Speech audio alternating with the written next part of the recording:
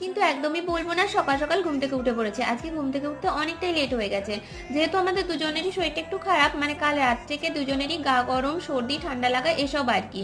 তো আজকে যেহেতু সানডে ছিল, লেট করে ঘুম থেকে উঠলেও অসুবিধা হয়নি, দুজনে ভাগাভাগি করে কাজগুলো কমপ্লিট করেছি। আর এদিকে দেখো কত গাঁদা ফুলের চারা বেরিয়েছে। দীপ এদিকে করেছিল চা, আর আমি সেটা হাতে করে নিয়ে আসলাম। এখন দুজনে মিলে চা খেয়ে কিছুটা সময় কাটালাম গল্প করে। তারপর দীপ চলে গেছিল চিকেন আনতে, ও চিকেনটা নিয়ে আসলো, আর আজকে ও চিকেন করার দায়িত্ব নিয়েছে। তাই আমি শুধু ভাতটা করেছি, আর যে সমস্ত জিনিসগুলো চিকেনের জন্য লাগে সেগুলো কেটে গুছিয়ে দিয়েছি।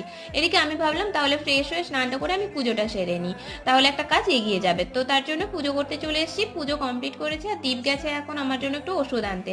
এদিকে দেখি আমি চিকেনটাও রেডি হয়ে গেছে, তাই দুজনের জন্য ভাতটা বেড়ে নিলাম। চিকেন কষা দিয়ে জমিয়ে ভাতটা খেয়ে ঘুমিয়ে পড়েছিলাম। ঘুম থেকে উঠে ফ্রেশ হয়ে চলে আসলাম এখন আইনক্স। আর আইনক্স আজকে এসেছি পারিয়া দেখতে। পারিয়া সিনেমাটা আমার কিন্তু ভীষণই ভালো লেগেছে, তোমরাও যাও, আশা করছি তোমাদেরও ভালো লাগবে।